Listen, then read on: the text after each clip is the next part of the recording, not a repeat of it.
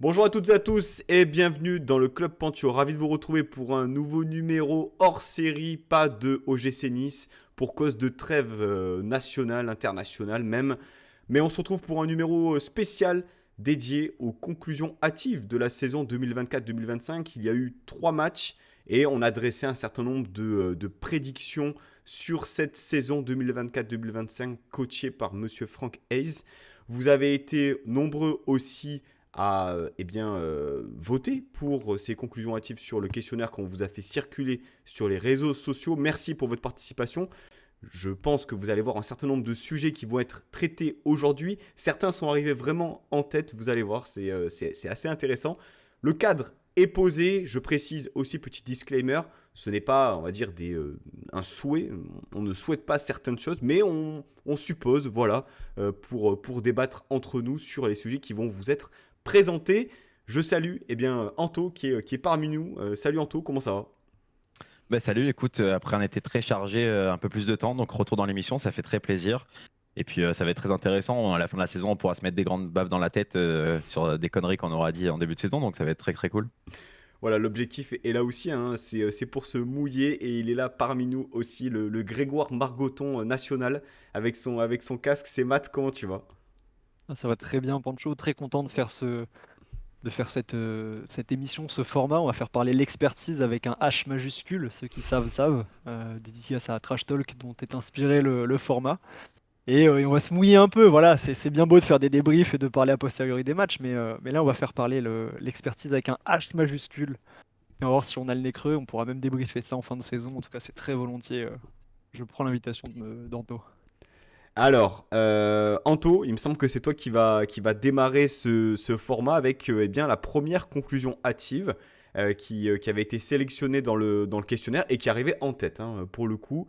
Ça a été celle qui a recueilli près de plus de 50% des votes.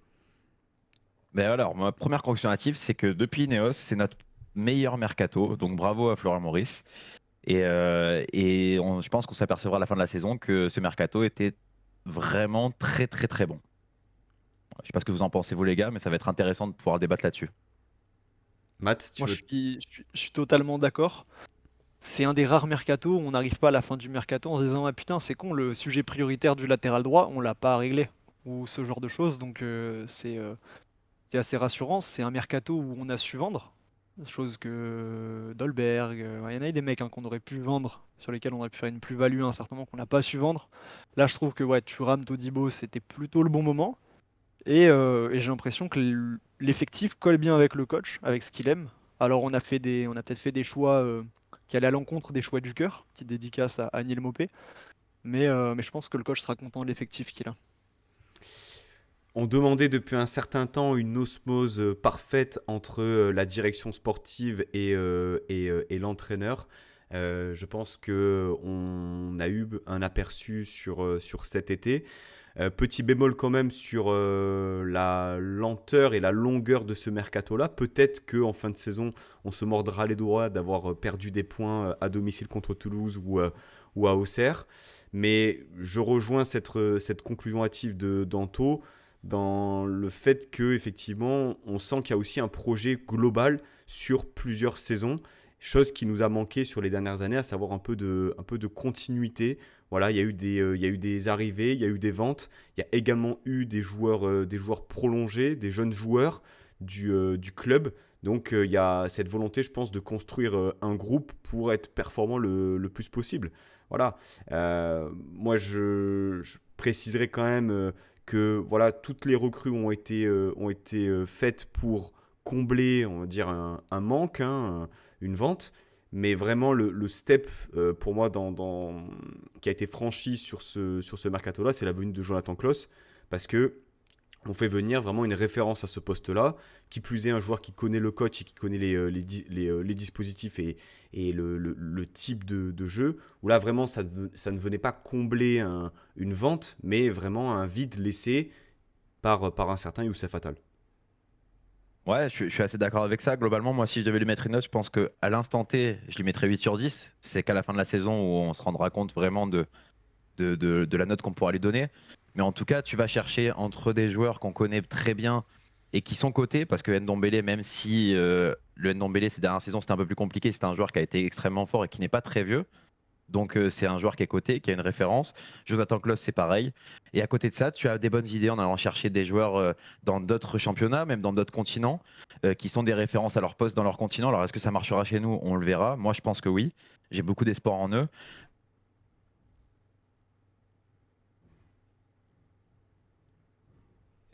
Et ça donne envie de voir la suite. Et puis, par exemple, tu vas chercher un Moukoko. Bah, clairement, Moukoko, pour certains, c'est un risque. Moi, je pense qu'il est très mesuré ce risque parce qu'au final, tu n'as pas d'option d'achat obligatoire. Donc, si ça marche pas, bah, il repart. Si ça marche, tu peux faire une x10 dès l'an. Enfin, non, j'exagère, mais x5 ou x6 dès l'été prochain, peut-être. Et tu vas te rendre compte des monuments qu'on peut avoir. Donc, le mercato est bien. Peut-être ça manque un peu de dégraissage sur certains postes pour recruter un autre mec. Mais avec Ineos qui a un peu coupé les ponts et les droits TV, bah, c'est plutôt pas mal ce qu'a fait Flo Maurice. Donc, non, bah, franchement, très satisfait. Et ça sera le meilleur mercato de sous Ineos depuis donc 10 ans, presque. Un peu moins. Ouais, c'est intéressant ce que tu dis, Anto, par rapport aux recrues. Euh, voilà, hein, Abdelmenem, référence dans son championnat, référence aussi sur son continent, titulaire en équipe nationale. Moïse Bombito aussi avec un parcours un peu plus atypique, référence dans son championnat, titulaire en équipe nationale, qui a joué la Copa América cet été. Ali Abdi, le dernier arrivé, référence aussi en Ligue 2. Il y a des joueurs qui sont pour le coup, voilà, avec des profils différents forcément, mais qui arrivent à Nice dans une optique vraiment de franchir un cap. Alors, Ali Abdi un peu plus vieux, donc pour le coup, c'est vraiment une opportunité de marcher, hein. Mais voilà, il y a cette idée aussi d'avoir fait voilà, un savant mélange entre euh, joueur confirmé qui a besoin de voir si la Ligue 1 et un championnat du top 5, ça peut le faire ou pas. Et puis il y a on va dire des paris, des joueurs à relancer comme Ndombele notamment, un Klos aussi qui était plutôt sur une pente descendante à Marseille. Et effectivement, dans le cadre, dans la dimension financière qui a été la nôtre et celle d'Ineos, alors on apprendra peut-être dans quelques semaines, dans quelques mois, quelle était réellement l'intention d'Ineos en proposant ce mercato-là et ses restrictions budgétaires. Mais effectivement, c'est cohérent, les postes sont doublés, il y a une osmose avec le coach, il y a une volonté d'avoir un projet non pas sur un an, mais sur peut-être 3 ans. Et puis voilà, il y a une philosophie de jeu voilà, qu'on peut aimer ou pas. Nous, je pense, tous les trois, on peut se dire qu'on apprécie un peu plus le football de Franck Hez que celui de Farioli. On y viendra un peu plus tard. Mais voilà, effectivement, peut-être qu'en fin de saison, tout ce qu'on avance, ça sera caduque. Mais en tout cas, à l'instant T, on peut pas bouter notre plaisir. Ouais, bah tiens, vu que tu parles du coach, Pancho, et du jeu qu'on peut voir, moi j'ai une grande annonce à vous faire. On est donc samedi 7 septembre 2024. Après 2 mois au club, c'est une certitude. Francaise est le meilleur entraîneur qu'on ait eu sous Ineos. Et ça se voit dans tout, dans sa communication, dans son rapport au public, et même déjà, je trouve, dans la qualité du jeu qu'il nous propose. Il n'y a pas, y a pas de oui, mais c'est un plan de jeu à développer comme on a pu avoir récemment, ou c'est un jeune coach, ou je sais pas quoi, non. Là, le plan, il est clair, on sait à quoi ça va ressembler, et je pense qu'il n'y a personne aujourd'hui qui doute du club, du coach au club. Ah, c'est ni le meilleur ni le pire finalement. Parce que quand même, on a eu Patoche. On a eu Patoche et. Non, non, non, forcément, c'est fort probable. Maintenant, il va falloir quand même détrôner l'incroyable Francisco Farioli qui a été lâché par ses joueurs pendant quelques mois et qui après ils sont revenus au charbon pour préparer la saison d'après. Donc à voir, mais ça se tient et ça se tient et en tout cas il y a des envies qui sont là depuis la préparation et on voit la progression petit à petit. Donc c'est très très bon très bon signe pour nous. Maintenant, je pense que tu as raison et qu'il y a pas trop il y aura pas trop de débat à la fin de la saison. Donc, pour toi, par rapport à Christophe Galtier, qui arrive en tant que meilleur entraîneur UNFP de la saison précédente, il n'y a aucun doute sur le fait que Francaise soit le meilleur entraîneur. Ouais, ouais, Ok, tout bon, à fait, ouais. c'est dit alors. Ouais. Il va falloir quand même qu'il fasse cinquième et finale de Coupe de France. Au moins. Ah, moi, on s'en fout. Finale. Non, mais Non, après, mais la finale n'est pas un objectif. Voilà, exactement. Nous, on veut gagner des titres, d'accord? Oui, Là, je reprends les phrases d'un grand philosophe qui s'appelle Julien Pancho. Et en fait, ce mec-là, il m'a dit, c'est pas des objectifs si tu veux pas la gagner. Et non, mais perdre en finale ou perdre en quart, finalement, moi, là, pour être. peu moins Enfin, d'émotion. je pense qu'il faut être factuel aussi. Moi, Mhm. je vous rejoins, les gars, parce que je pense que notre fibre football, elle se rapproche beaucoup plus de ce que fait Ez, comme on a dit tout à l'heure, que d'un Francesco Faioli. Maintenant, c'est pas compliqué pour moi. C'est-à-dire que là, la question et la conclusion hâtive, plutôt, devrais-je dire, elle n'est pas compliquée. Effectivement, au moment où Galtier arrive et au moment où on démarre la saison tambour battant avec en collant des 3-4-0 à Lille, Bordeaux, etc., on se dit waouh, la mayonnaise elle prend super vite. Mais dans la proposition footballistique, c'était beaucoup plus minimaliste que ce que propose Ez dans son approche. Parce que le 4-4-2 de Galtier, on l'a vu de août à juin. Ouais, mais le 3-5-2 de Hez, on va le voir de août à juin. Oui, mais Donc, il y bon, a tu vois, les animations qui ne sont Et, pas les et mêmes. jusqu'à juin prochain même, ça, on est on va d'accord. regarder Non, mais ça, 3 on est ans. d'accord. Il y a le Mais dispositif et il y a les animations. Sous Galtier, je suis désolé, on a plus vibré d'émotions par rapport au scénario, par rapport aux remontées qu'on a pu faire. Et il y en a eu énormément cette saison-là où on est vraiment rentré dans le match en deuxième mi-temps que par rapport au football. Le meilleur match qu'on fait pour moi sous Galtier, c'est le 4-1 en Coupe de France contre Marseille. exceptionnel. D'ailleurs, on le fait dans un dispositif légèrement varié puisqu'on joue avec un ailier, je crois qu'on joue avec un Alors, ailier, Chloé Verte qui a été. un pur ailier, Thuram qui joue, je crois, un peu plus à gauche du milieu lors de ce ouais, c'est ça, match-là. sur un côté, tu rames sur un Ouais, côté. le match de Chloé Verte, c'était une dinguerie. Hein, Mais du coup, Mais, euh, mais alors, moi, du coup, parce que subtilité, admettons, on finit 8ème, donc pas de Coupe d'Europe. Peu importe après ce qui se passe. Bon, allez, si on a un titre, le problème, c'est qu'on est biaisé. Mais pas de titre, 8ème. Mais que par contre, on se régale niveau foot. Qu'est-ce que vous dites à la fin de la saison? je pense que on l'a un peu dit en sous-texte.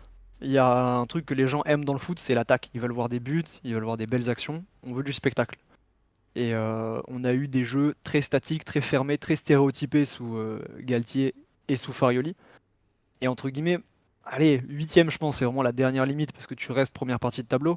Mais sous Hez, si on continue à voir ce qu'on a entrevu, enfin ce qu'on a déjà pu analyser, qu'est-ce que je dis? Ce qu'on a vraiment analysé sur les 3 premiers matchs et qui sont une pure vérité, on va voir des buts. Et qui dit qu'on verra des buts dit qu'on verra une attaque mise en valeur et donc on valorisera nos joueurs offensifs, qui nous permettra, je pense, d'ailleurs, de faire des mercatos, de renforcer l'effectif. Donc dans tous les cas, je pense que passer par un jeu résolument offensif et alléchant, c'est forcément la bonne solution pour le club. Huitième, mais si tu gagnes la Coupe de France. Ah bah, Non, c'est mais là, on a dit différent. pas de titre. Ah, Et tu pas vois, de imagine, titre. tu Parce fais que, huitième et tu fais top 3 attaque. parce que, parce qu'en vrai, tu finis 15ème et tu gagnes un titre, la saison, elle est réussie. Ah, si tu gagnes l'Europa League, moi je prends. Bah, Ah ouais, c'est en Ligue des évidemment. Champions en plus, oui. Évidemment. Mais Même, tu gagnes la Coupe de France et tu finis 15ème. T'es content, t'es en Europe, t'as gagné ton titre. Après, je signe dès demain Francaise, il pour. a gagné Bah, tu quoi vois, tout le monde. Francaise, il a gagné quoi à Lens? On n'a pas la certitude qu'il nous Euh, rapporte un titre. un trophée NFP de meilleur coach de la saison, d'accord? Très bien. C'est bon, Il a gagné il y a contre 2 ans. Arsenal à Bollard. Non, mais Très bien. Avec un but de Wai. la valeur émotion, je pense elle est très importante. Et il en parle depuis son arrivée. Euh, la seule vérité aussi, ce sera comment ça se matérialise sur le terrain. Parce que on verra plus de buts. On en prendra sans doute plus aussi. On est parti pour. On sera plus top 3 meilleure défense. Mais est-ce qu'on va être en capacité de se laisser la possibilité aussi de voir ce que donnera le projet sur plusieurs années? Ce qui nous a manqué énormément sous Ineos, c'est de la continuité. Donc là, à ta question, Anto, si on termine 8ème sans titre, mais que tu t'es régalé toute la saison et que tu as vu des buts, tu as vu du spectacle, mais certes, tu viseras pas l'Europe et tu pourras peut-être moins comment dire, être attractif aussi sur le marché des transferts. Mais quelque part, enfin, si tu t'es régalé, moi je suis plus de l'école, voilà, le football ça reste un divertissement, ça reste un plaisir. Si on se fait chier mais qu'on est européen et qu'on termine cinquième, bah, je serais content de voir mon gym en Europe comme cette année. Mais l'année dernière, pour parler de cette année-là, dans quel match on s'est régalé? honnêtement, citez-moi un match où vraiment vous êtes régalé. Allez, le Parc des Princes, c'était en septembre, c'était en début de On a fait saison. de l'huile, hein, quand même. Oui, mais tu retiens quoi en fait de ce match-là? Moi aussi. Ouais. Ouais, ouais, mais Non, c'est même, tout, hein. non, même Mais je suis l'état d'accord. d'esprit en vrai qui était incroyable quand même. Je suis d'accord avec ce que tu dis, Pancho, parce qu'en fait, quand tu te régales, t'es beaucoup plus patient, t'es beaucoup plus conciliant, et forcément, ça ouvre la porte à la continuité. Quand bien même ça aurait pas explosé avec le vestiaire sous Galtier, bon, je sais pas si on aurait eu la patience de retaper une année à se manger son 4-4 de infâme. Donc, pour toutes ces raisons, je pense que ouais, Ouais, Monsieur moi S, bienvenue. je comprends le divertissement et tout, c'est que je suis d'accord, hein, c'est vachement plus cool quand tu vois l'action enfin les buts qu'on met globalement. C'est stylé de voir des buts arriver comme ça, où tout le monde court dans tous les sens, où tout le monde sait où il va, etc. C'est trop bien. Maintenant, moi, franchement, j'attends quand même des résultats, tu vois. Moi, pour moi, s'il n'est pas européen à la fin de la saison, Francaise, bah, c'est un flop. Cependant, on sera européen. Mais dans l'éventualité, on est huitième, pour moi, c'est pas du tout bon. On en Mais c'est mon rediscutera avis. en fin de saison. Mais pas On en du tout discutera. bon On au sera point champion de France, de c'est ça, tu veux. pas du tout bon au point de remettre en cause, par exemple, le coach à la tête de l'équipe, Anto? Non, non, pas forcément. Pas forcément. Mais la saison, elle sera ratée quand même. Parce que on est ultra régulier en se qualifiant régulièrement en Coupe d'Europe via le championnat, mais qu'est-ce qu'on se fait chier? Hmm. Oui, mais Voilà. bon, après, ça reste quand même enfin, une compétition, quoi, tu vois. Il faut quand même avoir des résultats. Je comprends, moi, le divertissement et tout. Regarde, enfin, l'équipe de France, c'est tellement. Bah, moi, personnellement, j'ai un désintérêt profond pour l'équipe de France depuis quelques années. Mais pourtant, on a gagné des choses. Et on va loin dans les compétitions, etc. Niveau Ah, résultat, c'est dur de critiquer Deschamps pour sur certaines choses. Mais par contre, qu'est-ce qu'on se fait chier? Et du coup, on se désintéresse. Bah Donc, je donc peux tu te comprendre. contredis, hein, toi. Non, mais je peux comprendre votre point de vue. Mais malgré tout, bah, Deschamps, il est encore là parce qu'il gagne. Tu vois, enfin, en tout cas, ouais, il a mais gagné. On Nice a n'a gagné rien quelques fois, gagné. mais. Oui, bah oui, mais à notre échelle, d'aller en Ligue Europa, en Ligue des Champions, c'est déjà une victoire en soi. On peut être d'accord là-dessus au moins. Moi, je pense que la manière est importante et on l'a ressenti, que ce soit chez les joueurs ou chez le public. L'année dernière, ça faisait que répéter: «Ah, Nice est deuxième et le stade est pas plein». Ouais, mais sauf que on se faisait Oui, chier non, ou ça, je suis troisième d'accord. et parce qu'en fait, les gens se font chier et je pense qu'on verra la différence si cette année on prend du plaisir, quand bien même on sera un petit peu moins bien classé. Si jamais on passe la saison aux alentours de la quatrième, cinquième place, je pense qu'il y aura beaucoup plus d'affluence au stade parce que les gens prendront plaisir, parce que quand ils iront au stade et qu'ils verront 3 buts, bah, il y a 3 fois, ils vibreront au lieu de faire de l'huile 90 minutes et de ressortir de là, les tripes serrées, de pas être bien du match parce que on a ouvert le score à la 10e, on a défendu jusqu'à la 80e, puis on a pris un pion. Tu vois? Oui, Je je comprends. pense. Et puis je pense que vraiment, on en a déjà parlé dans les numéros, mais le public de l'Alliance, je pense que alors, il y a, je pense, une fanbase à attirer et à fidéliser.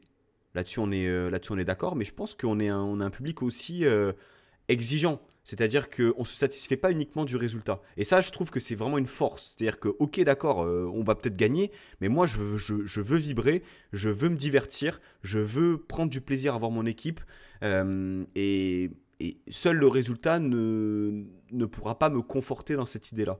Et en faisant ce choix-là, d'intégrer un coach comme ça qui fait passer justement, on va dire, toute la dimension offensive, la dimension, on va dire, émotion, et puis intensité aussi, parce que c'est beaucoup d'intensité ce que propose Francaise, bah, ça permet justement de créer, on va dire, quelque chose, une dynamique, un lien avec les supporters, et possiblement peut-être une épopée. Voilà, c'est tout ce qu'on demande. Je pense que si Nice gagne la Coupe de France 2022, ça se ressentirait. Alors bon, le scénario a fait que ça a été le déclenchement d'un certain nombre de décisions catastrophiques. Mais si derrière tu as de la continuité, tu gagnes la Coupe de France et que tu gardes le coach de l'époque, bah, j'ose penser que ça aurait créé euh, plus de publicité en fait autour de l'OGC Nice. Ça, c'est possible. Par contre, un bon argument aussi pour Francaise pour cette saison, c'est que malgré tout, en mélangeant le point 1 et le point 2, c'est que le mercato, il est quand même bien porté sur Francaise. Bon, alors la défense, on a des bons profils. On recrute un attaquant qui est compatible à mort avec Francaise. Des joueurs qui, dans l'effectif, avaient déjà ce potentiel-là. Au milieu de terrain, Ndombele qui va certainement faire du bien. Donc voilà, Francaise, il va pouvoir travailler comme il faut. Mais que de temps perdu. Enfin, moi, je suis désolé, on kiffe le moment présent, mais que de temps perdu sur toutes les dernières années, sur ce manque d'osmose. Là, on a des gens qui sont compétents et qui sont en place. Donc voilà. Tu m'as lancé sur Ndombele, Ah ouais, je t'avais fait une passe Anto. D, je me suis dit, Voilà, ah, let's go. j'ai senti. Tu m'as mis une galette à la Jonathan Klaus. Ma Et t'as conclusion récupéré comme hâtive, descend. messieurs, dames, eh bien, c'est la suivante. Tanguy Ndombele fera partie de l'équipe type de la saison 2024-2025 en Ligue 1 McDonald's. Voilà. Pour la simple et bonne raison qu'il va faire une saison pleine, complète et régulière. C'est-à-dire qu'à l'heure actuelle, on voit un Ndombele qui n'est pas à 100%. Ça a été confirmé par Florian Maurice chez Jim Tonic, qui disait justement que voilà, il était très étonné de le voir à ce niveau-là. Donc ça augure quelque chose de ultra positif. De plus, j'ai eu la chance d'être à Raymond Coppa la semaine dernière et le ressenti stade n'est pas le même que le ressenti télé. Vous êtes bien placé pour le savoir. De voir un Tanguy Ndombele sous ses propres yeux, de voir un peu la touche le toucher technique, l'intensité qu'il a mis toute cette rencontre, le fait qu'il ait compensé aussi au milieu de terrain. Alors, je ne veux pas extrapoler sur un match. Je pense qu'on détient un joueur qui, à un moment donné, faisait partie des meilleurs milieux de France, voire même d'Europe. C'est un joueur qui a connu, on va dire, 2 dernières saisons un peu compliquées, où il n'était pas indiscutable. Il a mis un certain temps à me convaincre. Peut-être que ça va être une saison catastrophique, on n'en sait rien. Mais à l'instant T, je le sens et je l'espère. Il figurera en haut du panier et je le vois dans l'équipe type de la saison. Et il fera C'est fort probable. rapidement oublier un certain Kefren Turam. De toute façon, c'est fort probable. Et puis en plus, il a une chance énorme, Tanguy Ndombele. Il a une chance incroyable, Tanguy Ndombele, c'est que dans cet effectif, globalement, au milieu, c'est lui qui va vraiment dicter ce qu'il a envie de faire. À côté de lui, tu vas souvent mettre des mecs, des gros gratteurs de ballon. Alors, t'as Boudaoui qui peut se projeter un petit peu. Rosario, c'est un peu moins son style. Si Youssouf, on a besoin de dépanner, c'est un peu moins son style aussi.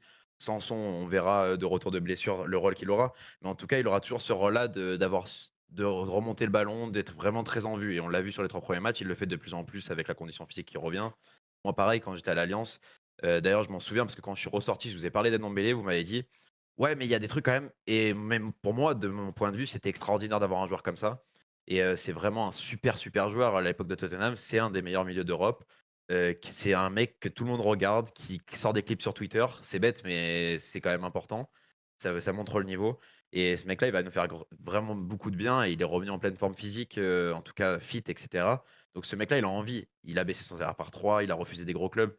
Il a faim, ce mec. Il veut prouver à tout le monde qu'il est encore capable de jouer à haut niveau et de retourner en équipe de France.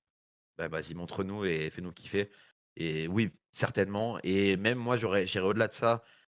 C'est vraiment passant. Je pense que Ndombele Boudaoui, ça sera un des top 3 milieux du championnat.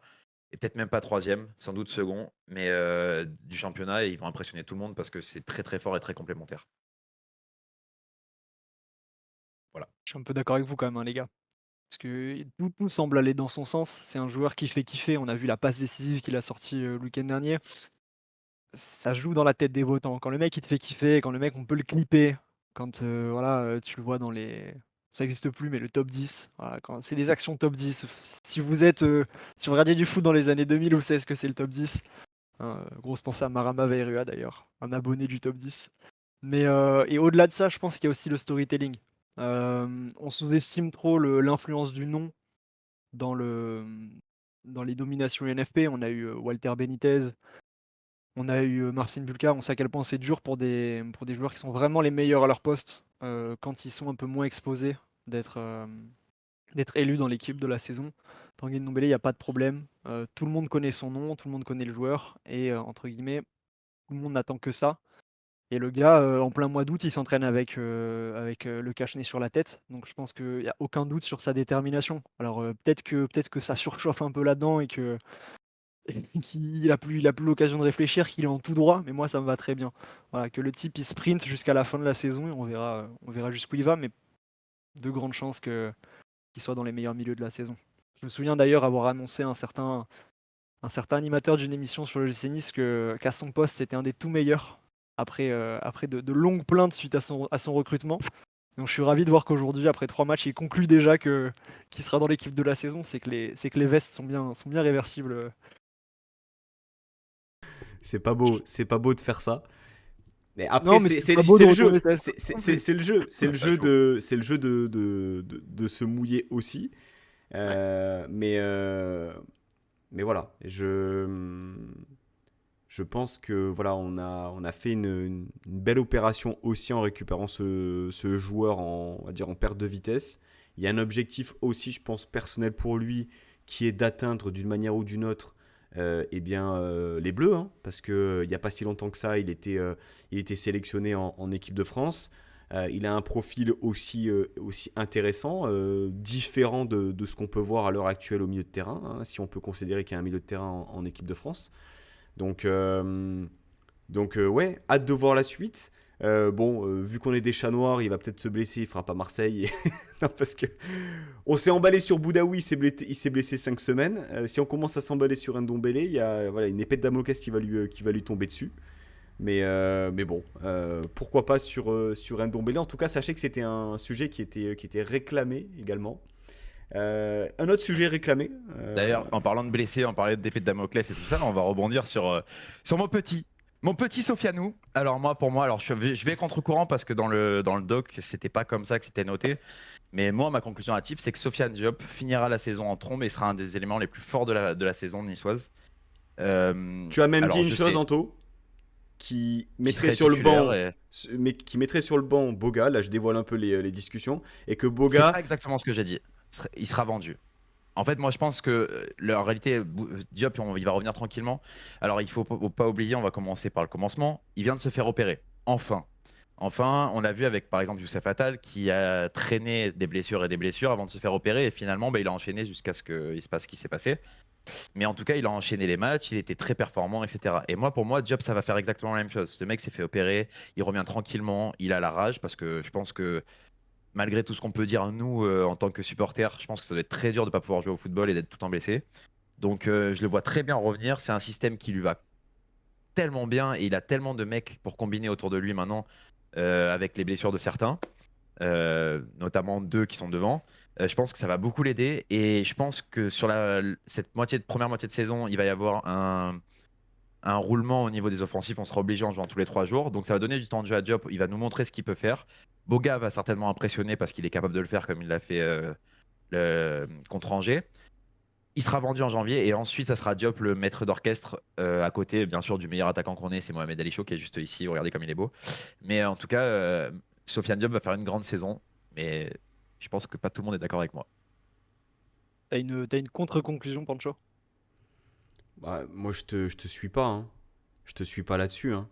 Mais ça m'attriste en fait de ne pas te suivre sur ça parce que j'ai envie d'y croire. Mais dans la dynamique actuelle, euh, pour moi, il y a plus de chances qu'il se vautre totalement, qu'il redevienne un joueur, enfin, ou qu'il devienne un joueur essentiel parce qu'il a été que à des moments vraiment courts dans l'équipe.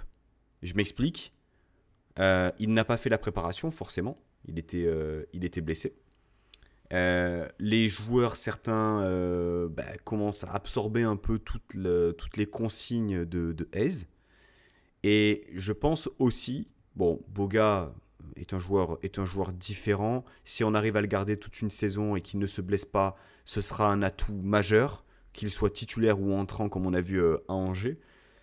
Mais voilà, on a un Mohamed Ali Chaud dont on parlera peut-être un peu plus tard après. Il y a une grosse concurrence maintenant. Et surtout, moi, Diop aura son rôle à jouer, je l'espère, mais ne sera pas le maître à jouer, l'élément fort offensivement de notre équipe.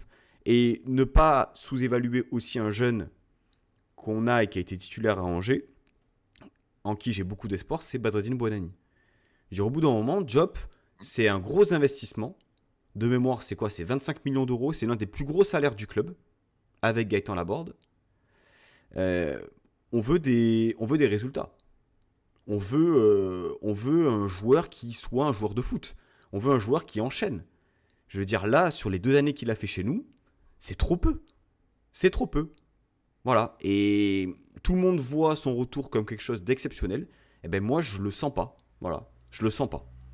Est-ce que est-ce que tu es toujours aligné avec ce que tu as proposé comme conclusion, qui était de dire qu'il sera un poids mort dans l'effectif? Ben, factuellement, s'il n'arrive pas à retrouver son meilleur niveau, d'ailleurs, son meilleur niveau, c'est quoi?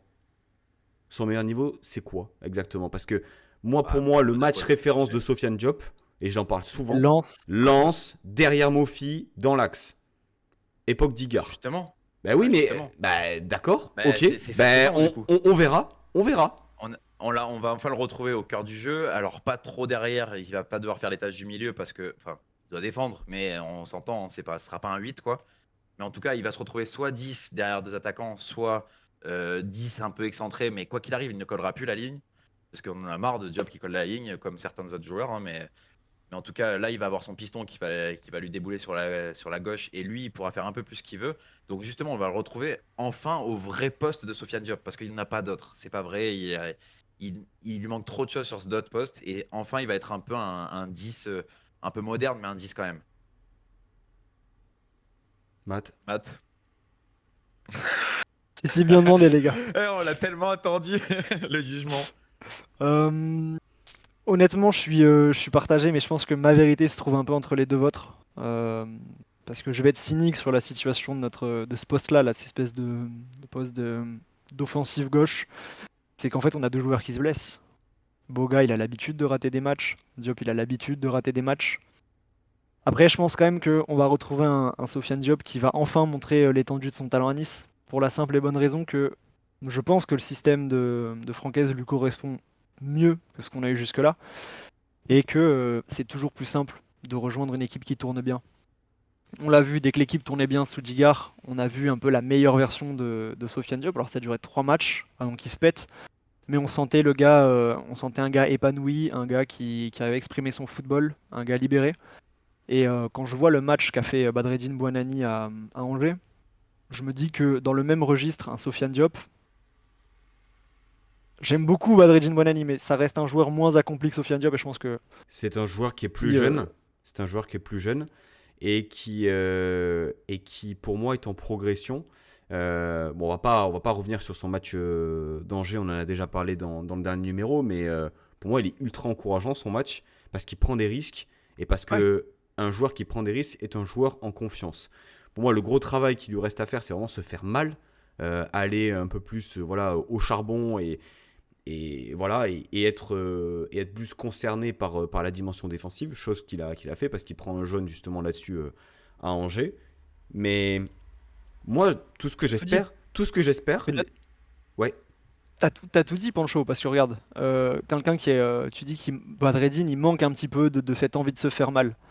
La reblessure, la rechute de Diop, c'est sur un effort défensif où il va au contact du mec. Il a toujours montré qu'il était volontaire pour faire les efforts. Et je pense que dans le registre qu'a eu Badreddine, Diop est capable de tout faire, voire mieux. Pareil, enfin aussi bien, voire mieux. Donc je pense que vraiment c'est très encourageant. Après, très bon match de Badreddine, mais Badreddine, et il sera plutôt, je pense, troisième dans la hiérarchie de ces espèces de numéro 10 de joueurs créatifs. j'ai l'impression qu'on vit toujours dans cette réplique avec certains joueurs de non mais imagine, ouvrez les guillemets, nom du joueur, dans le système de ouvrez les guillemets, nom du coach. Euh, Moi, j'ai envie d'y croire, parce que Sofiane Diop est un bon joueur de football, mais sur les accomplissements des 2 dernières saisons, qu'est-ce qui est rassurant?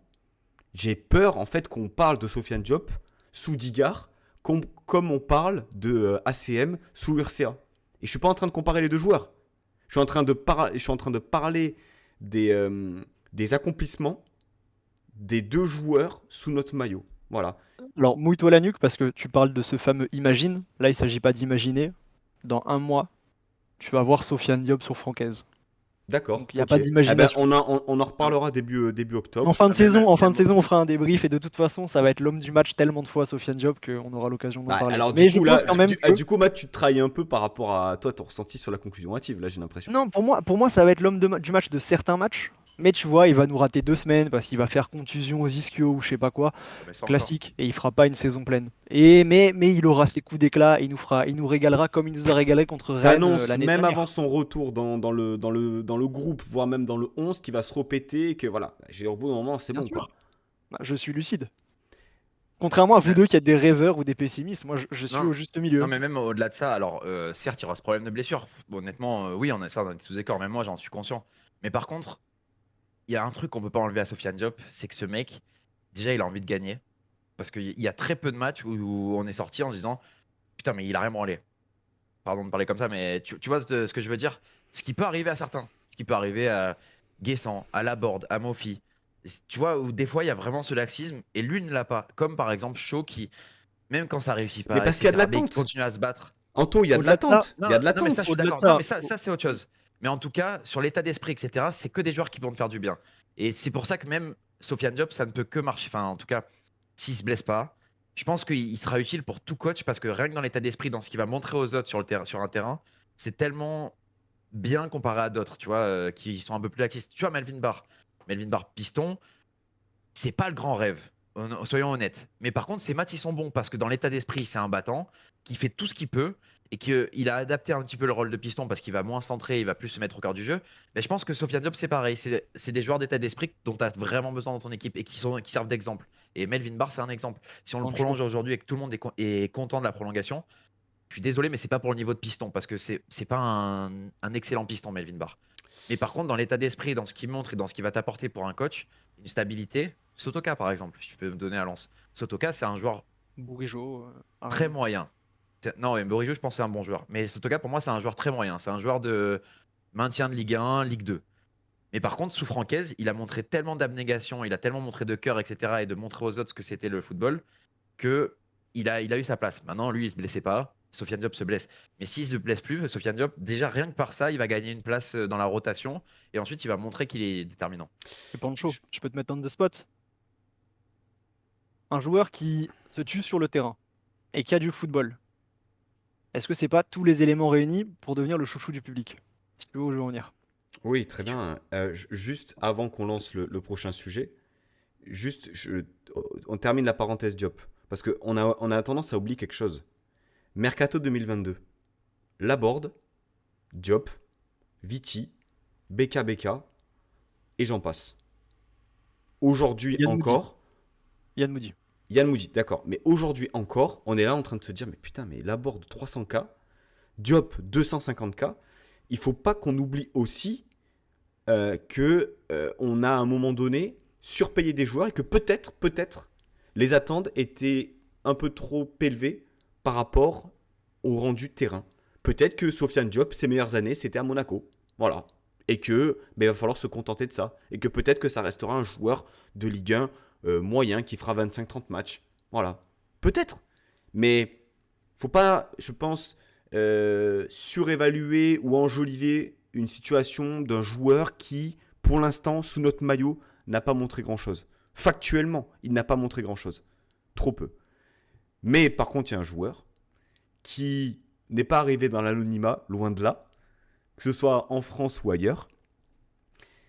On passe à Mohamed Abdelmenem, qui pour moi, messieurs, c'est clair et net, c'est écrit, je vous le dis, sera titulaire en défense centrale, axe gauche ou axe droit, peu importe, plutôt axe gauche j'imagine, mais en plus sera le chouchou du public. Qu'est-ce qu'un chouchou du public? Bah pour moi, c'est peut-être pas le terme, mais c'est un Civelli quoi. C'est un guerrier, c'est un battant, c'est un joueur qui n'est pas un excellent joueur de ballon, mais qui va avoir une grinta et un lien avec les supporters ultra fort, qui va pas hésiter à marquer un but de la tête et puis aller fêter ça avec la pop et surtout qui ne va rien lâcher. Je, je le vois comme ça. Voilà. Je pense que c'est un joueur qui est en pleine possession de ses moyens, qui arrive à Nice dans un moment de sa carrière où c'était le bon moment, justement, où il a fait ses classes à Al-Ali, où justement il est titulaire en équipe nationale égyptienne. Il a besoin de ce défi-là.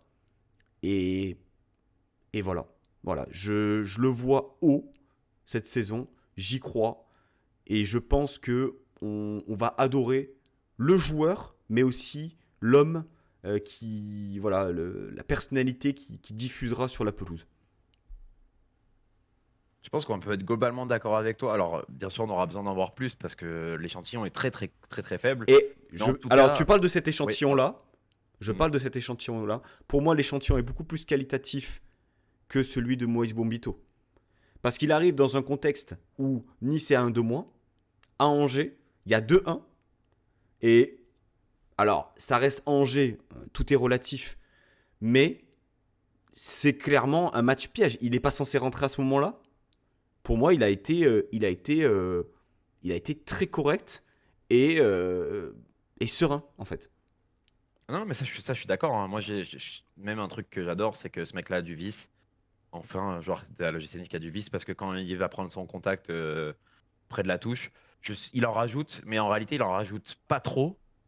Et il en rajoute bien pour qu'il y ait faute, alors qu'il n'y a rien du tout. C'est vraiment. Je pense que même le vent, il l'aurait touché, il serait bien tombé. Et en fait, déjà, ça, c'est très appréciable. Tu vois que c'est un joueur intelligent. Il va avoir besoin de beaucoup de choses parce que peut-être de se reposer un peu aussi, on ne sait pas. Mais en tout cas, sa démarche de dire à la sélection, bon, les gars, si vous pouvez au moins me laisser cette sélection tranquille, au moins je me prépare avec Nice, etc. C'est un joueur qui va apporter beaucoup. Je suis d'accord avec toi sur la connexion avec les supporters parce que même si le peuple égyptien peut être fou derrière ses joueurs, ils ne sont pas derrière tout le monde aussi fous. Voilà, pour suivre quelques-uns, il se passe ça avec Mohamed Salah, il se passe ça avec peut-être un ou deux autres, mais Abdelmonem, il fait partie du haut gratin, en tout cas pour les Égyptiens. Mais ça veut dire que aussi, eux, lui, les a emmenés, ces supporters-là, à montrer par ses qualités footballistiques, mais aussi humaines, que on peut avoir une vraie connexion avec lui. Donc c'est fort probable que ça arrive. Mais en tout cas, voilà, l'échantillon il est faible. Moi, je serais pas aussi dur avec Moïse Bombito. Je trouve que Moïse Bombito, il a des très très bons points. Et puis, c'est pas le même joueur. C'est un joueur qui a moins d'expérience. Alors que, quand même, Abdelmonem, même si on parle que de l'Afrique et que tout le monde se fout du football africain, je mets des guillemets, mais en tout cas, sans s'en On n'a foutre, pas mais les yeux on rivés regarde sur le beaucoup football moins, on analyse africain, moins. voilà. Voilà, c'est ça. On va pas regarder la Ligue des Champions africaine, alors qu'on regarde celle européenne, par exemple. Même peut-être plus la MLS. Mais en tout cas, on le regarde moins ce football-là. Mais en tout cas, il est confirmé dans le plus grand club d'Afrique. Un club qui gagne beaucoup, qui a une institution énorme, donc c'est très important. Et donc, je suis assez d'accord avec toi, malgré tout, sur ce point. Pareil, hein. Entre sa sœur qui est niçoise d'adoption et qui risque de faire interprète le jour de sa présentation. Le fait que ce soit un capitaine, hein, dans son club, il portait le brassard, c'était le chouchou du public et ça a l'air d'être un gars. Alors, j'ai pas le ressenti terrain que tu as pu avoir toi, Bancho, mais qui a l'air de dégager une sorte d'autorité naturelle. Je pense va faire beaucoup de bien à l'équipe. En plus de ça, il y a un point que vous avez sous-estimé. Il a joué justement dans les championnats, dans le championnat égyptien. Donc, la pelouse de l'Alliance Riviera, il sera à domicile. Les pelouses dégueulasses, je suis sûr qu'il en a vu passer plein.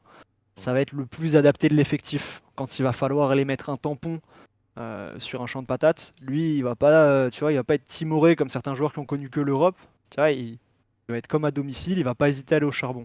Bon, petit troll mis à part, je pense que ça va être une grande gueule dans l'effectif qui va prendre beaucoup de place. Et ce qui m'intrigue dans ce que tu dis, Pancho, c'est que tu dis que tu le vois très rapidement prendre ses marques dans la défense centrale à gauche. Je suis obligé de rebondir. Ça veut dire que notre capitaine, il va jouer où? Dans l'axe? Il n'a pas la vitesse pour courir. À droite, il va se sentir un peu seul avec son pied gauche sur la droite, ça va faire bizarre. Je vous le dis, hein, les gars. Dante, ça finit pas la saison dans le 11, hein. Ça finit la saison sur le banc, à côté du coach, à taper dans les mains et à encourager le reste de l'équipe. Mais oui, mais juste oui. Et puis même, ça rejoint un point que tu viens de soulever, Matt, juste avant aussi. Malgré tout, tu t'es fait une passe D à toi-même. Tu dis que ça a l'air d'être un leader, ça a l'air d'être un joueur qui va prendre beaucoup de place dans le vestiaire. Bah, finalement, est-ce qu'il aurait pas un an pour apprendre à bien parler français et devenir, en tout cas, peut-être pas le capitaine directement, et encore pourquoi pas, mais en tout cas le vice-capitaine et vraiment avoir une place très importante pour suivre peut-être la fin de carrière de Dante. On ne sait pas quand elle sera, peut-être ce sera dans 2 ans, il évoquait ça. Mais en tout cas, peut-être la passation de pouvoir, elle peut se faire avec ce joueur-là. On verra, on va le découvrir vraiment dans sa personnalité petit à petit avec ce qui va ressortir sur le terrain et dans les petites vidéos inside du club. Mais en tout cas, c'est vrai que c'est tous des points qui peuvent nous amener à ce que Dante s'assoie comme nous sur un banc, en tout cas à débriefer, et que Abdelmonem soit un titulaire en puissance avec un Antoine Mendy, par exemple, qui montre de très bonnes choses. Parce que quand même, c'est vrai que Dante, quand tu as un attaquant qui part dans le dos, c'est c'est quoi Elle était bien placée alors ou pas? Non, parce que quand même. Non, mais voilà, c'est quand même très compliqué. Donc, la Coupe d'Europe, tout ça, on va avoir besoin quand même de qualités physiques qui seront peut-être encore plus supérieures qu'à la Ligue 1. Donc, c'est très intéressant comme point à soulever, cette passation entre Abdelmonem et Dante. Pour moi, on oublie quelqu'un dans l'équation sur le sujet Dante, c'est Youssouf. Clairement, bon, le match à Angers, mais de manière générale, ces matchs en défense centrale, qu'ils soient à 3 ou à 2, ont été très très corrects, voire très bons. Pour moi, et je l'ai déjà dit l'année dernière quand il jouait 6, bon, on va dire 6 hybride, c'est un défenseur central et il est très à l'aise, défenseur axial droit, comme il a joué à Angers pendant 65 minutes. Youssouf, dans l'attitude, quand il est à 100%, c'est un leader vocal. C'est quelqu'un qui va replacer ses joueurs, c'est quelqu'un qui va encourager. Et moi, je pense que au-delà du fait que Abdelmenem va faire son trou en défense, ça va surtout être lié à la continuité, à la régularité des performances de Youssouf. Parce que ce poste dans l'axe, justement, je le vois bien être voilà, premier au lanceur. D'autant plus que contre Angers, il a vraiment été intéressant techniquement dans les relances, etc. Chose qui des fois pouvait peut-être un peu poser problème. Donc au sujet Dante, pour moi, la passation, elle est inévitable. Euh, En plus, avec le style de jeu de Franquès, comme tu disais, Anto, au bout d'un moment, quand tu joues haut, lorsque tu es en 1v1 en phase défensive, Quand euh, tu joues tous les 3 jours. lorsque tu joues tous les N'oublie pas 3 qu'on a jours. 8 matchs de Coupe d'Europe, donc ça va traîner jusqu'en janvier cette histoire. Il va finir carbonisé le Mais Dante. Je veux bien qu'il ait une éthique incroyable. C'est c'est bien, il aura des matchs. c'est pour ça que, en fait, la transition, elle va être douce et elle va être, comment dire, assez discrète. Parce que on va pas réellement identifier qui est titulaire, qui ne l'est pas, tellement qu'il y aura de matchs. L'équipe va tourner et c'est que sur des gros rendez-vous qu'on aura vraiment et qu'on aura tout le monde dans le groupe, qu'on pourra se dire ah oui, là, sur ce match-là, il a fait le choix de mettre Dante sur le banc. C'est pas anodin. C'est pas anodin. Et je pense que ça arrivera plus tôt que prévu. Parce qu'on a déjà vu, alors il y en a certains, je sais, qui vont dire ouais, vous parlez encore de Dante, mais vous en avez pas marre et tout, les gens du club, etc. Attention, on remet pas en cause l'accomplissement et tout ce qu'a pu faire Dante pour le club. On parle terrain, on parle de ce qu'on voit et on parle de ce qu'on essaie de proposer avec Hayes. C'est une anomalie pour moi dans le style de Dante de le voir titulaire et autant techniquement il est à l'aise et on le voit à l'aise, autant lorsqu'il est en phase défensive, sur les transitions défensives, là où on est en grande difficulté, eh bien, ça le fait pas. Ça le fait pas parce qu'il n'a pas les qualités justement de vitesse, de repli pour justement eh bien, compenser le fait que des fois, il va y avoir des trous, quoi. Eh ben, en parlant de vitesse et de qualité de vitesse, de qualité physique et de repli, Moïse Bombito. Alors ouais, son premier match, enfin pas son premier match, genre son deuxième match, c'était pas parfait. Je pense qu'il a été surpris par la vitesse des joueurs de Ligue 1. On a beaucoup parlé de sa vitesse. Dans ses interviews, il le dit, j'ai l'habitude d'être beaucoup plus rapide que mes adversaires. Je pense qu'il a été surpris. Sur le penalty carton rouge, il a dû se dire, je vais largement passer devant. Il s'est retrouvé épaule contre épaule, c'était trop tard. Il va y avoir un temps d'adaptation. On est sur un championnat très physique. Il va falloir qu'il prenne la température des attaquants qu'il a. Il a commencé par Magri. Pas d'offense à l'attaquant toulousain, hein. Mais bon, il va tomber sur des attaquants plus rapides que ça et plus difficiles à gérer. Mais je pense que, et Hez l'a un peu glissé en interview, il veut un joueur rapide au centre de sa défense à 3. C'est normal, il faut pouvoir faire le pompier de service. Et Dante sera clairement pas en capacité de l'assumer. Donc plus que Youssouf au centre de la défense à 3, je vois surtout un Bombito qui est, je pense, le seul à avoir les capacités de vitesse pour régler tout ça. Et dernier petit argument, Moïse, 24 ans, Abdelmonem, 25 ans, Youssouf, 25 ans. Attends, hop, hop, hop, s'il vous plaît. Non, s'il vous plaît, parce que quand même, on est quand même un club où, notamment Oui, nous, les Antoine Mendy. supporters, Ben ouais, et franchement, le début de saison d'Antoine C'est Mendy est bien. quand même très très qualitatif. Et moi, par exemple, j'avais été plus mesuré que notamment Pancho, toi qui directement a été rentré dans le train d'Antoine Mendy, et tu t'es pas trompé, bravo à toi. Mais moi, j'avais été un peu plus sur la retenue, j'avais dit attendons de voir. Et en fait, son début de saison, il est quand même top à Antoine Mendy. Et moi, je trouve ça tellement dur pour lui de se retrouver très vite relégué sur le banc. Alors là, il va avoir la chance, il va sans doute. Ah, peut-être pas, remarque. Non, j'allais dire contre Marseille. Même si je pense qu'on Il aimerait aura des tous ne pas minutes. voir Greenwood contre Dante. Mais bon, ça c'est autre chose. On verra en temps présent comme si ça se passe. Mais en tout cas, Antoine Mendy, il doit avoir aussi cette passation de pouvoir. Il doit avoir du temps de jeu cette saison. Si à la fin de la saison, on perd Antoine Mendy parce que Dante a fait 34 matchs, enfin, Coupe d'Europe, championnat confondu et Coupe de France, bah franchement, ça m'embêterait. Parce que je pense que ce mec, on a besoin de donner des minutes à ces quatre mecs-là qui sont en manière forte. Alors après, il y aura peut-être des blessures, des suspensions qui feront que. Mais dans l'idée où personne se blesse, où personne n'est suspendu, bah, j'espère qu'Antoine Mendy sera pas oublié sur le côté comme on a pu le faire avec d'autres jeunes. Dieu merci, on a la Coupe d'Europe. Je pense que on connaît la condition physique de Youssouf. C'est pas un marathonien. Je pense qu'il aura ses minutes, hein, Antoine, et je l'espère. Et je pense ce serait pas mal de le voir avoir entre ouais, 1500 2000 minutes. Je pense que ce serait un bon échantillon pour lui. Je suis pas forcément d'accord sur ton analyse, Anto, de la bonne première partie enfin, bon début de saison de Antoine Mendy. Pff, moi, enfin, je suis pas descendu du train, attention, hein. J'ai toujours confiance en lui. Il jouit d'un avantage qui est non négligeable, c'est qu'il peut jouer à différents postes. Et on l'a vu contre Angers à rentrer piston droit. Avec la blessure de Loucher, tu sais que tu peux compter sur Antoine Mendy qui n'a pas les mêmes qualités qu'un Jonathan Klaus, attention, qui a beaucoup plus ce profil défensif. Et quelque part, ça me fait un peu penser au couloir gauche qui va être formé avec Melvin Barr et Ali Abdi, qui est assez complémentaire, avec un Melvin Barr plutôt défensif, Abdi plutôt offensif, et bien finalement à droite pour l'instant, tu as Jonathan Klaus offensif et Mendy défensif. Donc Tom Loucher. oui, Tom Loucher également, mais pour l'instant on n'en parle pas parce qu'il est blessé. Mais quelque part, Antoine Mendy, il n'y aura aucun doute sur le fait qu'il va jouer, il va avoir des minutes, et comme on l'a dit pour Dante et pour les autres joueurs défensifs, voilà, il va y avoir des opportunités.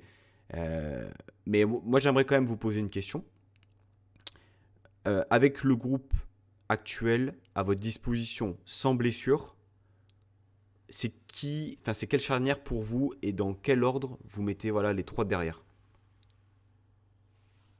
Delmonem à gauche, Bombito dans l'axe, Youssouf à droite. Ouais, pareil. C'est- À l'instant Bah T. ouais, je peux pas. Enfin, en fait, À le truc l'instant c'est T, que. non, il est suspendu, Bombito. Du coup, je te mets Dante dans l'axe à l'instant T. Dante dans l'axe? Youssouf dans l'axe, ouais, non, je pense. Moi, je pense que oui. Je pense que Youssouf dans l'axe. Moi, je me rappelle des matchs de Coupe de France où il avait les minots à côté de lui. Hmm. Et en fait, c'est un métronome. Et je pense que. Alors, je pense que le mec Axel qui est rapide, t'en as besoin si t'as Dante. Mais si t'as pas Dante, je pense que Youssouf, c'est lui ton central. Ça, c'est mon avis. T'as moins besoin de compenser, effectivement. Exactement. Mais et non, après Dante. Mais en fait, le truc, c'est que nous, on a notre. Parce que je sais pas, après, toi, tu vas parler de ce que tu penses, toi, Pancho. Mais je pense que nous, on a notre avis sur la question. Mais on sait très bien que Dante sera titulaire contre Marseille, tu vois, par exemple. Dans la hiérarchie, c'est lui qui est tout en haut, Oui, malgré mais tout. on n'a pas dit que Ce qui peut être on normal a- on n'a aussi, pas tu dit que vois, la transition elle aurait lieu mi-septembre. Mais moi, je pense qu'elle arrivera. Elle fin arrivera. septembre. Non, mais, non, mais tu vois, Pardon, pardon, non, en milieu de saison, lorsque Bombito aura pris un peu d'expérience, lorsque Abdelmenem se sera refait une condition physique, lorsqu'il n'y aura plus de blessures et lorsque vraiment Hez aura le luxe de se poser la question de savoir bon, ben, je mets qui derrière. Parce que tous les postes sont doublés, donc tu as ce luxe-là. Et parce que cette année, on est en lice en Ligue 1, il y a la Coupe de France, mais également la Coupe d'Europe, mon cher Anto. Ouais, la Coupe d'Europe dont on est, d'après moi, un des favoris de la Coupe d'Europe cette année. Voilà, moi je vous le dis, quand je regarde la Coupe d'Europe, alors il faut savoir que ça a changé de format. On va faire un rapide récap pour ceux qui n'auraient pas suivi. Comme si par exemple il y avait un mec dans cette conversation qui ne connaissait pas le format avant. Enfin, bref, on va pas tirer de balles. Ça va, Matt? Donc le format, on est 32 ou 36 équipes? 32 équipes? 32 équipes. 36, déjà ça bégaye là. Non, c'est pas possible puisque 8 x 4, 32. Donc on est 32, non? C'est pas possible 36 ici. Je sais pas. Bon bref, peu importe. Mais tout le monde va jouer 8 matchs, donc 4 à domicile, 4 à l'extérieur contre des adversaires différents. De ça, il sortira du premier au huitième directement en huitième de finale de Ligue Europa. Les autres iront en barrage, le 9e contre le 24e, le 10e contre le 23e, etc. etc. Et ensuite, ils rejoindront, donc eux, ils seront en 16e de finale barrage. Et après, ils rejoindront les 8e. À savoir que, une chose qui est très importante, il n'y a plus d'équipe reversée de compétition en compétition. Ça joue énormément et ça rend la Ligue Europa plus facile. Je pense que c'est plus facile, du moins. Parce que du coup, tu vas pas te retrouver avec tous les troisièmes. Alors, ceux qui se font avoir, qui font pas une bonne phase de groupe et qui arrivent derrière et qui te défoncent tout le monde. Et quand tu regardes les équipes, il y a des équipes fortes, mais c'est pas insurmontable non plus. En tout cas, d'après moi, c'est pas insurmontable. Tu peux les battre. Alors, on verra au fur et à mesure de la saison. Et d'après moi, nous faisons partie des équipes qui finiront dans les 8 premières pendant la phase de groupe. Et ensuite, on ira chercher très loin, voire très très loin. Après, est-ce que le potentiel choc au GC Nice sera au roi en place? C'est possible. Mais en tout cas, moi, j'y crois et j'ai envie d'y croire encore une fois parce que la Coupe d'Europe, ça fait rêver. Et déjà, merci à l'OGC Nice de retourner en Coupe d'Europe parce que c'est des étoiles dans les yeux. Mais alors, Anto, ta conclusion hâtive, c'est quoi exactement? L'OGC Nice, dernier carré de Coupe d'Europe. Demi, Demi? Déjà demi. Déjà demi. déjà. Et puis pourquoi pas aller à Bilbao pour en finale. Parce que moi j'ai déjà regardé un petit peu la date, l'heure, le lieu pour savoir où fallait réserver en fait directement pour la finale de Coupe d'Europe. Elle se passera à Bilbao. Voilà, club que je voulais tirer en poule, mais du coup pourquoi pas aller à Bilbao du coup pour la finale. Ce sera un peu plus chaud. Matt, tu Les t'y colles? vacances, je sais pas, j'ai pas encore réservé mes vacances au Pays Basque pour le C'est moins loin pour toi. fin mai, début juin. Euh, j'ai envie d'être. Enfin, il y a des motifs d'espoir en tout cas pour cette Coupe d'Europe. Déjà parce qu'on a vu Lens en Ligue des Champions l'année dernière. Alors c'était pas la première année de Francaise avec le groupe, mais on voit que c'est un entraîneur qui est capable de faire des coups. C'est-à-dire que demain on va recevoir des équipes du chapeau 1. J'aurais pas peur sur des confrontations aller-retour. J'aurais pas peur. Je sens que c'est un coach qui est capable de parler à son groupe et je sais pas pourquoi, mais je sens que c'est un coach de coupe tout simplement, un coach de tournoi. Et on a un effectif qui arrive à maturité. Dante, s'il veut faire un titre avec l'OGC Nice, c'est maintenant. Ouais, il va pas falloir tergiverser. Et ce serait une merveilleuse manière de lancer ce nouveau cycle à l'OGC Nice que d'aller faire un gros parcours en Europa League. Donc j'ai bien envie d'y croire. Surtout que voilà, on a pas mal de mecs dans l'effectif qui se sont déjà frottés à des grosses compétitions. Même nos jeunes, hein. Moïse Bambito, c'est avec la sélection, il a fait une demi-finale. Euh, Abdelmenem, ben, c'est un des plus grands champions de la Ligue des champions africaine. Euh, Comment il Qui a s'appelle? joué plusieurs Moukoko. cannes aussi. Exactement, ouais, en plus. Jamais victorieuse, mais il est allé loin.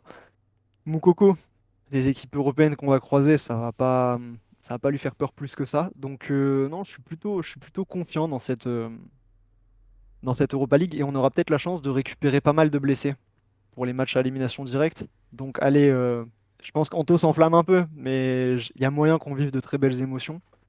Et j'espère en voir plein en Belgique et à Rome, parce que j'y serai. Et ça partira de là. Tous en Suède. On est d'accord que Nicolas Pepe ne fait plus partie de l'effectif de l'OGC Nice. Non, il est bon depuis qu'il est en Espagne. Non, non, mais c'est parce que, excusez-moi, j'ai Non, mais, non, des non, souvenirs mais qui me reviennent en tête là, ça fait très mal. Syndrome Euh, post-traumatique. Écoutez, franchement, à vous écouter, je me dis, je sais que Anto en plus t'as grossi le trait et tout volontairement, mais c'est bien. Et en y réfléchissant, la chance, la meilleure chance qu'on ait de remporter un trophée quelque part, c'est l'Europa League. Parce que pour moi, cette année, le PSG va être intouchable sur la scène nationale. En Ligue 1 et en Coupe de France, je pense qu'il faut oublier vraiment cette saison, du moins sur un aperçu qui est celui-ci sur le début de saison. Voilà ce que j'en pense. Et puis, parce on a envie de scénario, on a envie de jouer United, on a envie de ça. Donc je suis pas sûr qu'on termine dans le top 8, mais moi j'aimerais bien un barrage, un 16e contre United. Ah, ce serait. Est-ce qu'on serait Ok. pas un 16e contre l'Ajax Non, et non, non. un 8e contre United? Peu Non, importe, non, tu le mets encore tu le mieux. mets dans l'ordre que tu veux. Dans l'ordre que Non, tu mais veux. juste, Mais je veux un juste, United. Je veux un United. Imaginez ce poulet là, ce poulet croustillant. Bilbao, Nice, Manchester United, Nice qui soulève le trophée, Nice qui regarde Jim Ratcliffe et qui fait alors mon petit, qu'est-ce que tu veux mon petit? Tu vois mais oh le poulet Ce serait. succulent. Mouah. Rien que par Je pense rapport à qu'on a ça. quitté l'expertise, hein, je Ouais, pense non, qu'on a non, quitté là. l'expertise et qu'on est Non on est dans là, la passion, mais mais c'est beau, c'est beau, ah c'est beau. putain ça serait tellement beau, ça serait tellement kiffant. Et puis non, non, mais enfin, plus sérieusement, quelque part, ça montrerait beaucoup de choses, et surtout aux yeux du propriétaire, qu'on n'est pas un club de seconde zone et qu'on mérite aussi toute l'attention. Mais peut-être que d'ici là, si la situation aura changé au sein de l'OGC Nice. Mais je sais pas si. Enfin, un dernier carré, ce serait dingue. Ce serait absolument dingue. Effectivement, on est spécialiste des chokes. Maintenant, raisonnablement, on peut passer les poules. Enfin, je veux dire, terminer entre la 9e et la 24e place, ne pas terminer dans ce wagon-là, ce serait abominable. Je pense que au vu des affrontements qui sont annoncés, on peut même terminer top 8. Voilà. Et puis comme tu l'as dit Matt, je vois bien cette équipe et ce coach faire une épopée, faire un truc, voilà, comme on a pu voir avec Galtier en Coupe de France, quelque chose qui est un peu irrationnel, quoi, qui est inexplicable. Où tu peux perdre le week-end qui suit contre Montpellier et puis aller taper l'Ajax chez elle ou United à Old Trafford. Enfin, je veux dire, on a envie d'y croire. Et puis parce que proportionnellement, il y a plus de chances qu'on soulève un trophée européen que national cette année. J'y crois dur comme fer. Après Maintenant, attention, parce que l'Ajax quand même il y a Farioli et moi personnellement ça me fait un peu peur de rencontrer Farioli. il va nous donner une leçon de football et tout le monde va retourner sa veste. Et je vous l'aurais Ouais, dit, je vous l'aurais dit, je vous l'avais dit, je sais pas comment il dit Nabil, mais voilà.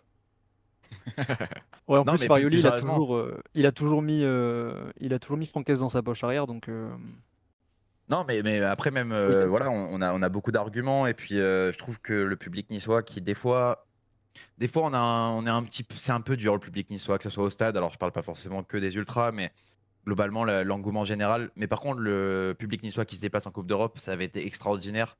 Et je pense que c'est une énorme force. Moi, personnellement, j'ai connu Bâle. Et Bâle, c'était quand même un souvenir incroyable. Je passe un gros big up à mon père parce que je l'ai vécu avec lui et c'était juste ouf. Et je pense que ce public-là, il a quand même une âme énorme à l'extérieur et il montre un énorme soutien. Donc non, c'est un atout en plus. Et hâte de voir ça. Même l'Alliance Riviera, qui des fois peut être morose, on va pas se mentir, ben, en Coupe d'Europe et même en Coupe de France, elle s'est toujours sublimée et elle a toujours été extraordinaire. C'est des ambiances énormes. Donc moi j'y crois à fond. Et voilà, et allons Et puis battre Jim. gros big up à Axel qui nous remet la vidéo du parcage à balles à peu près toutes les semaines sur X. Donc tu parles de souvenirs, moi c'est pas vraiment un Ouais. souvenir, hein, je crois que je Ouais, l'ai c'est encore une vu cette habitude. semaine. C'est une C'est habitude, une c'est mon routine. quotidien en fait. Je crois qu'il y a ça et la musique de la Ligue des Champions à l'Alliance, c'est les deux trucs, je les vois toutes les semaines sur les réseaux. Alors ne vous arrêtez pas, hein, ça fait du bien au moral hein, quand on va aligner Camara titulaire en milieu de terrain en mois de décembre, ça va nous faire du bien, ça va nous faire chaud au cœur. Alors, T'en as une petite dernière ou tant qu'on est dans les projections, je m'attaque au championnat, Pancho? écoute, tu peux y aller. Ben, alors je pense que tout le monde sera d'accord, mais l'OGC Nice, c'est officiel, va finir top 5 de Ligue 1. Il n'y a aucun monde dans lequel on finit pas top 5. Donc désolé les Rennais hein, pour la relance du projet, désolé l'Olympique Lyonnais, désolé tous les autres, mais voilà. Et les 4 de devant, gaffe à vous. Gaffe à vous parce que l'OGC Nice aura fin cette année. Je pense que pour une fois, on aura de la stabilité. Je m'attends pas à un exploit. Faut voir qu'on a déjà pris un petit train de retard, hein. On est déjà largué par le Havre. Donc il faut faire attention à nos championnats. Mais voilà, on va jouer une compétition européenne sur le côté, un top 5. Ça me semble écrit.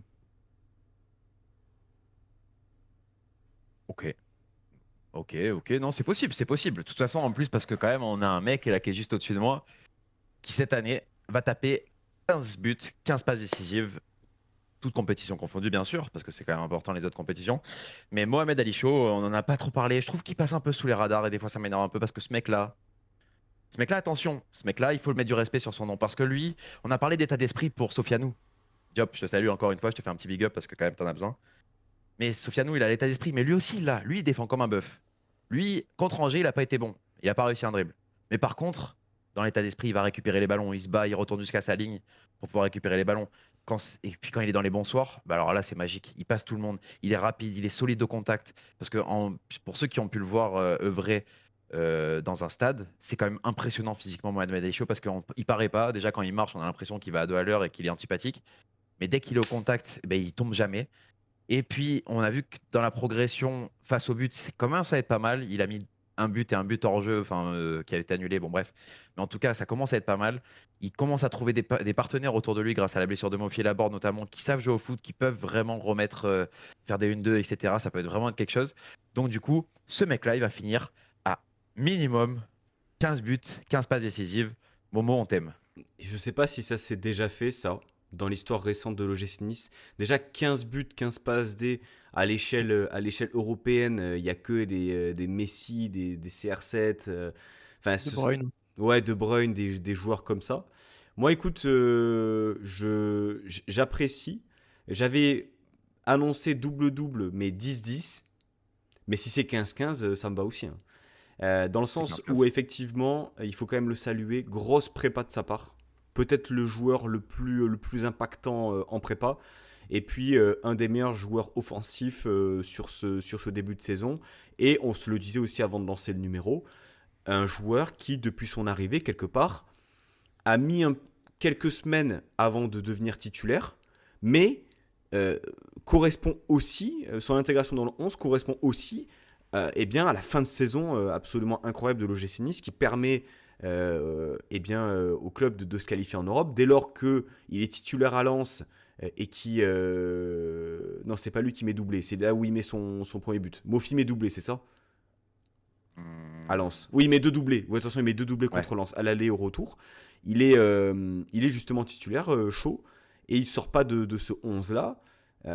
Donc, je trouve que la progression, elle est constante, et surtout, il n'y a pas eu de phase un peu d'adaptation, j'ai l'impression, sous Hez, et justement, beaucoup plus de liberté, beaucoup plus de mouvement, parce qu'on en avait ras-le-bol de le voir constamment coller la ligne à droite sous Farioli, où c'était assez prévisible tous ces mouvements-là, et puis surtout, sous Farioli, derrière lui, il avait Jordan Lotomba, et en termes de latéral droit, bah, c'était pas non plus incroyable dans l'apport offensif.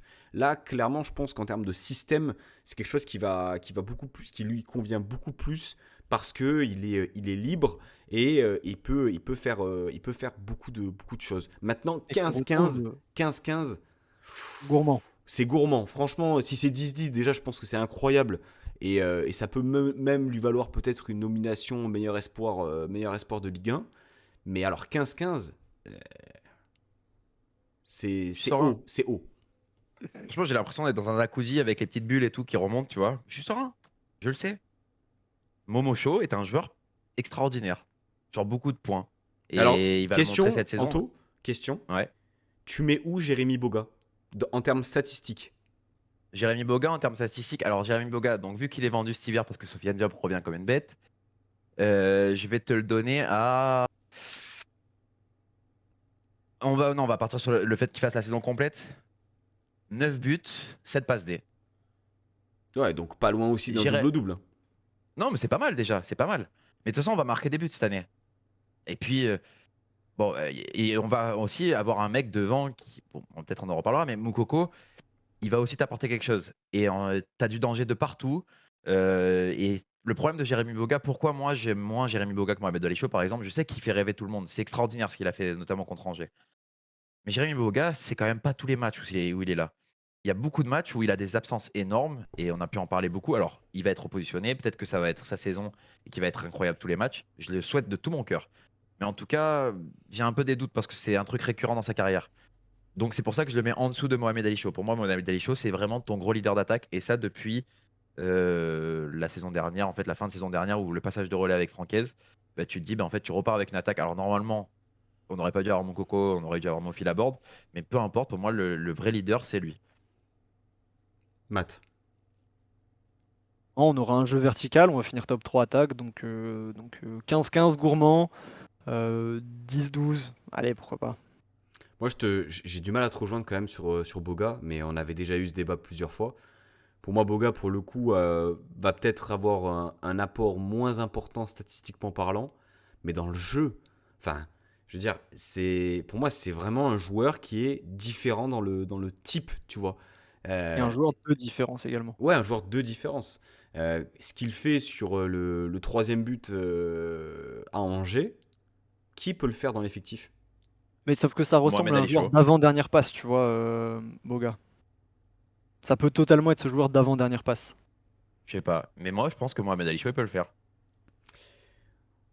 Est-ce que je me lance sur la dernière? Hmm. Et alors À attention. toi. Alors attention. Attends, à se mouiller la nuque 2 Là, secondes. là, Hop. là, je sais que ça va Attends. grincer des dents, mais j'ai envie. On est sur une conclusion hâtive. Pour moi, Evan Guessant va battre le record de buts de Darius Vitanic, qui est de 19. On le rappelle, saison 2012-2013. Pourquoi? Déjà parce que Terem Moffi est absent de longue durée. Parce que Youssoufa Moukoko a été pris pour le baquet, mais quelque part, il peut jouer à tous les postes. Et pour moi, les deux profils sont complémentaires. Et parce que beaucoup sous-estiment le talent du bonhomme, qui, s'il est plus tueur, s'il est plus efficace, peut être vraiment une machine à but. C'est tout ce qui lui manque. Il a la technique, il a le coffre physique, il a plutôt un bon jeu de tête, il a un bon rapport à son corps, dire l'utilisation, la coordination, dos au but, c'est plutôt pas mal. Dans le jeu aussi. Ce qui lui manque vraiment, c'est l'efficacité et des fois un peu de vista. Mais dans un collectif axé sur l'offensif, dans un collectif où pour l'instant il est numéro 1 en tant que numéro 9, alors peut-être que ça ne durera pas et que Moukoko va le mettre sur le banc, hein, ce sera peut-être votre contre-argument, eh bien je vois un Guessant très haut. Je vois un Guessant très haut. Voilà. Matt, je t'en prie. Ben, je sais pas, j'ai envie de troller un peu. Je troll un peu ou tu veux que je sois sérieux, Pancho? Moi je suis très sérieux. Je sais qu'il y en a certains qui se disent mais tu racontes n'importe quoi. Ok. Mais à la limite c'est maintenant qu'on doit se mouiller, ça fait 3 journées. Ben, moi Bah je vais me moi je, mouiller moi, dans ce moi, cas. moi, moi, je le dis. Moi je vais me mouiller dans ce cas. Les chiffres ne mentent pas. 3 matchs de but. On va jouer une quarantaine de matchs dans la saison. Il suffit qu'il tourne à un but tous les 2 matchs, c'est 20 buts. C'est Championnat. au-dessus. Le record de Dario c'est en championnat, attention. Ouais, mais parce qu'il a pas marqué en coupe. Prends que le Euh, championnat. Le Il me championnat, il y semble, a, il me t'imagines, semble 4 que le matchs moins. record, le record c'est 19 buts en championnat. C'est-à-dire que en Je gros crois moi, qu'il marque pas de but en coupe, tout oui simplement, non il me mais semble. en gros c'est pas comptabilisé. Et si il Ok. marque, en plus, il marque en Coupe de la Ligue je crois à Brest. Donc non non, là c'est 19 buts en championnat. RIP la Coupe de la Ligue, hein. On pense fort à elle. Allez, Linette. Cyril Linette, on ramène la Coupe de la Ligue, s'il vous plaît, avec le générique. Dans ce cas, c'est difficile à défendre, mais il y a quand même des arguments. Il y a quand même des arguments. Evan Guessant ne fait pas de passe décisive. Evan Guessant met des buts, ou il essaye en tout cas. Donc déjà forcément, 0 passe D, ça va comptabiliser que sur les buts. Pourquoi pas? Après, franchement, il y a 4 matchs en moins dans la saison. Ça me semble compliqué. Qu'il ait un ratio but par match supérieur à Dario me semble déjà très compliqué, mais sur 34 matchs, je suis désolé, Pancho, je n'y crois pas une seconde. C'est dur. C'est Non, dur, mais je suis complètement mais d'accord 15 avec buts, toi en fait, Matt. 15 buts, ce serait merveilleux. 15 buts, ce serait 14 même. Allez, 13. Alors, 13, ce serait déjà très beau. Même 12. 12, je prends. 10, c'est déjà super. Mais alors 20, 20, je te trouve gourmand quand même, Pancho. Et 2, on est déjà pas mal. On est content à 2 déjà. Non, pour être tout à fait franc, Evan Guessant, c'est un bon joueur. Mais le problème, c'est qu'il joue numéro 9 en fait. C'est un gros souci pour lui. C'est-à-dire que quand tu n'as pas l'âme d'un buteur, ben, je sais pas si tu la trouveras un jour. C'est malheureux, mais alors, il y en a qui vont peut-être me trouver dur, etc. Moi, je suis très content qu'on l'ait prolongé. Je suis très content qu'il ait un rôle important dans l'équipe. Et j'espère de tout mon cœur qu'il va réussir. Que ça va être un peu un Alassane Plea, que d'un coup, il va débloquer quelque chose dans sa tête et qu'il aura un peu plus ce truc de face au but. Mais pour l'instant, Evan Guessant, c'est une merguez devant le but. Il est nul parce que il n'a pas envie de marquer en réalité. Il n'a pas cette âme de buteur d'aller. Alors, je vais vous donner un exemple. Orakpo, première journée. Je crois que c'est la première journée. Ouais, c'est ça. Il rentre 5 minutes. Et le moment où il va prendre le contact avec le gardien, où d'ailleurs tout le monde peut se poser la question, est-ce qu'il n'y a pas penalty? Je sais pas si vous en rappelez. Ça, c'est un buteur. Le mec, il est allé comme un mort de faim. Il a dit, peu importe quoi qu'il arrive, j'y vais. Peu importe ce qui se passe. Si d'un coup, tu as un contre un peu bizarre, etc., le ballon, ça le remet, tu marques. Ben lui, il y allait comme un fou. Evan Guessant ne fait jamais ça. Jamais. Et rien que ça montre l'âme de buteur si tu l'as ou tu l'as pas. Dario Vitanic, alors un qu'on peut, bon, on l'a pu le critiquer pour son attitude, etc. Dolberg. Dolberg, quoi qu'il arrive, dans sa tête, il ne pensait qu'à ça, marquer un but. Alors, il a utilisé toutes les zones de son corps, etc. parce que techniquement, c'était au-dessus. Mais en tout cas, il avait ce sens du but. Balotelli, quand il se retourne, qu'il frappe, il sait où il est le but, il sait où il faut qu'il se mette le ballon. Et Van Guessant, il n'a pas ça. Là, il a profité d'un travail formidable de Boga, il allait le pousser et c'est très bien.